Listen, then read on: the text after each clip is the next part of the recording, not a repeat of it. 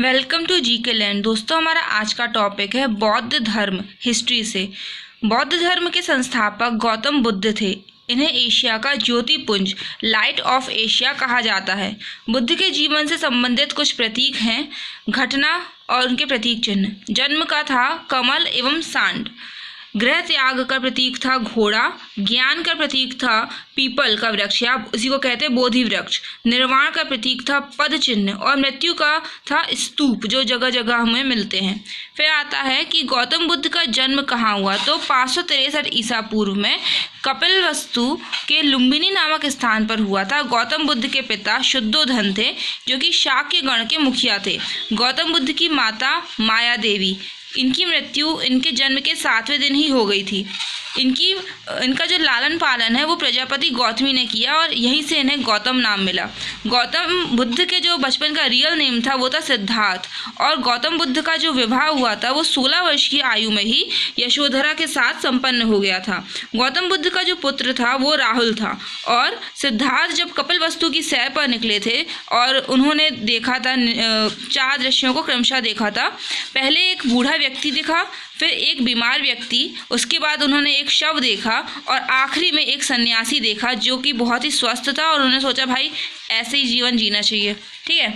और जो इनको लेके गया था ये इस यात्रा पे कपिलवस्तु की, उसका नाम था चन्ना, वो चन्ना मेलिया वाला। फिर सांसारिक समस्याओं से व्यथित होकर सिद्धार्थ ने 29 वर्ष की आयु में गृह त्याग किया, जिसे बौद्ध धर्म में महाभिनिष्क्रमण कहा गया। गृह त्याग करने के बाद सिद्धार्थ बुद्ध ने वैशाली के पहले गुरु कौन, अलार कलाम, सेकंड गुरु कौन, रुद्र कराम पुत्र, तो वैशाली के अलार कलाम से सांख्य दर्शन की शिक्षा ली। फिर अलार कलाम सिद्धार्थ के वही फर्स्ट गुरु हुए। उसके बाद अलार कलाम के बाद सिद्धार्थ बुद्ध ने राजगीर के रुद्र कराम पुत्र से शिक्षा ग्रहण की थी। उरुवेला में सिद्धार्थ को 5 साधक मिले थे। कितने में थे? 5 साधक मिले थे। वो थे कौंडिन्य, वप्पा, भादिया, महानामा और अस्सागी। बिना अन्न जल ग्रहण किए 6 वर्ष की कठिन तपस्या के बाद 35 वर्ष की आयु में वैशाख की पूर्णिमा की रात किस नदी पूछ ली जाती है, केबीसी में भी आया था, तो निरंजना नदी के किनारे पीपल वृक्ष के नीचे सिद्धार्थ को ज्ञान प्राप्त हुआ था। ज्ञान प्राप्ति के बाद सिद्धार्थ बुद्ध के नाम से जाने लगे और वो स्थान बोध गया कहलाया। बुद्ध ने अपना पहला उपदेश सारनाथ में, कहाँ, ऋषिपत्तनम में दिया था, जिसे बौद्ध ग्रंथों में धर्म चक्र प्रवर्तन कहा गया है। ये पूछते प्रथम उपदेश को क्या कहते हैं, तो धर्म चक्र प्रवर्तन। गौतम बुद्ध ने अपने उपदेश जनसाधारण की भाषा, ये भी पूछते किस भाषा में दिए हैं, तो पाली में दिए हैं। बुद्ध ने अपनी सबसे ज़्यादा उपदेश कहाँ दिए, तो कौशल देश की जो राजधानी थी श्रावस्ती में दिए। इसका एक कारण था क्योंकि ये उत्तरापथ और दक्षिणापथ को जोड़ती थी, ठीक है, इसलिए यहीं पर सबसे ज़्यादा दिए थे अपने उपदेश। जिन राज्यों में गौतम बुद्ध ने अपने उपदेश दिए वो थे कौशल, है ना, कौशल की श्रावस्ती थी, है ना, और वैशाली में दिया, कौशल, वैशाली और कौशाम्बी में। तो कौशल तो खुद महाजनपद था जिसकी राजधानी क्या थी, श्रावस्ती, और ये वर्तमान में उत्तर प्रदेश में है। वैशाली क्या थी, वज्जी महाजनपद की राजधानी थी, और कौशाम्बी क्या थी, वत्स महाजनपद की राजधानी थी, ये भी उत्तर प्रदेश में। गौतम बुद्ध ने श्रावस्ती में, वो हम पढ़ चुके हैं, क्योंकि उत्तरापथ और दक्षिणापथ को जोड़ने का काम करती थी, इसलिए यहीं ज़्यादा दिए क्या, अपने उपदेश। फिर गौतम बुद्ध के जो अनुयायी शासक थे वो थे बिंबिसार, प्रसेनजित, उदयन। इसके बारे में हम डिटेल में आगे पढ़ेंगे। जो इनकी मृत्यु हुई, तो गौतम बुद्ध की मृत्यु 80 वर्ष की आयु में 483 ईसा पूर्व में कुशीनारा, देवरिया, उत्तर प्रदेश में चुंद था, ठीक है, चुंद ने इनको भोजन खिलाया और उसके बाद इनकी मृत्यु हो गई, जिसको बौद्ध धर्म में महापरिनिर्वाण कहा गया। मल्लों ने अत्यंत सम्मानपूर्वक बुद्ध का अंत्येष्टि संस्कार किया। एक अनुश्रुति भी है, उसके अनुसार मृत्यु के बाद बुद्ध के शरीर के अवशेषों को 8 भागों में बांटकर उन पर 8 स्तूपों का निर्माण करवा दिया गया। कैंटोन अभिलेख क्या होता है, तो बुद्ध के जो जन्म और मृत्यु की तिथि है ना, इसको चीनी परंपरा के कैंटोन अभिलेख के आधार पर ही डिसाइड किया गया है। फिर आता है, ये बहुत इंपॉर्टेंट है, फैक्ट टाइप है, इसको याद कर लो, रट लो, जो करना करो। तो बुद्ध के जीवन की घटनाएं और स्थान, 1 नंबर का तो आता ही इससे प्रश्न, जैसे कि इनका जन्म कहाँ हुआ, लुम्बिनी, वर्तमान कहाँ है, नेपाल, रुमिनदेई में, ठीक है। फिर प्रथम प्रवचन सारनाथ वाराणसी में दिया था। ज्ञान प्राप्ति बोध गया, किस नदी के किनारे, निरंजना नदी के तट पर। निधन कुशीनगर, हिरण्यवती नदी के तट पर, ये कोई नहीं बताएगा, ठीक है। फिर गृह त्याग के उपरांत अनोमा नदी के तट पर जब इन्होंने घर छोड़ा था तो अनोमा के निकट अपने सिर को मुड़वाया और भिक्षुओं के काषाय वस्त्र धारण कर लिए थे, ठीक है। प्रथम उपदेश 5 ब्राह्मण सन्यासियों को दिया था। पहले अनुयायी इनके 2 शूद्र थे, तपस्य और माल्लिक, ठीक है। फिर सर्वाधिक इन्होंने उपदेश कहाँ दिए? श्रावस्ती में दिए। इनका प्रचार केंद्र क्या बना? मगध बना। इन्होंने संघ की स्थापना कहाँ की? सारनाथ में। इनके जो प्रधान शिष्य थे वो थे उपाली और आनंद। और मृत्यु पूर्व अंतिम उपदेश इन्होंने दिया था परिव्राजक सुभद्र और कुशीनगर में, ठीक है। मतलब परिव्राजक सुभद्र को दिया था, कहाँ दिया था? तो कुशीनगर में दिया था।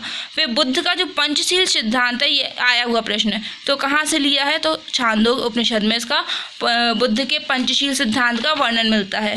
फिर हमारे बौद्ध धर्म के प्रसार का कारण, महात्मा बुद्ध की मृत्यु के बाद उनकी शिक्षाओं को संकलित करके 3 पिटकों में विभाजित किया। ये बहुत इंपॉर्टेंट है, ठीक है।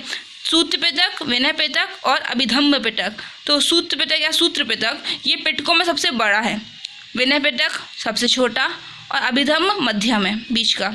तो इसमें ये पूछते हैं क्या, कहाँ पे क्या दिया है, तो ऐसा पूछेगा कि बुद्ध के उपदेशों और संवादों का संकलन किस में है, तो हम बोलेंगे सूत्र पिटक में। फिर पूछेगा कि इसके नियम का संकलन, ये नियम निषेध का संकलन, आचार विचार की बात कहाँ की गई है, तो विनय पिटक में, ठीक है। और विनय से नियम याद रख लेना। फिर बुद्ध के आध्यात्मिक दार्शनिक विचारों का संकलन, ये है अभिधम्म पिटक में, ठीक है। इसके बाद आती है बौद्ध संगीतियाँ। पहली बौद्ध संगीति 483 ईसा पूर्व में राजगृह में हुई थी, महाकश्यप की अध्यक्षता में। अजातशत्रु का शासन चल रहा था।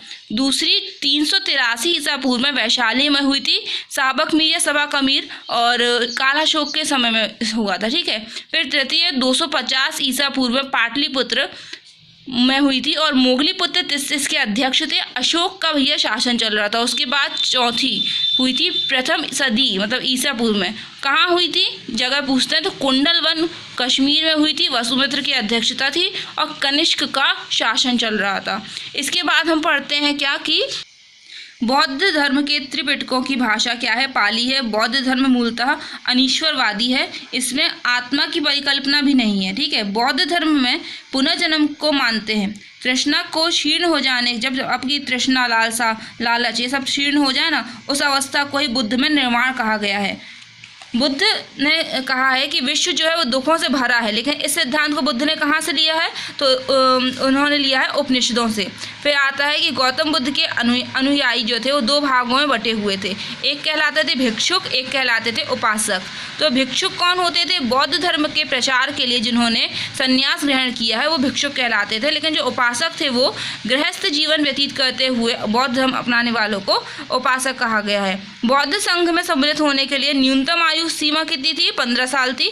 और बौद्ध संघ में प्रविष्टि होने को उपसंपदा कहा जाता था। बौद्ध धर्म के 3 रत्न हैं, बुद्ध, धम्म और संघ। धम्म को धर्म भी लिखते हैं कई जगह, बुद्ध, धम्म और संघ।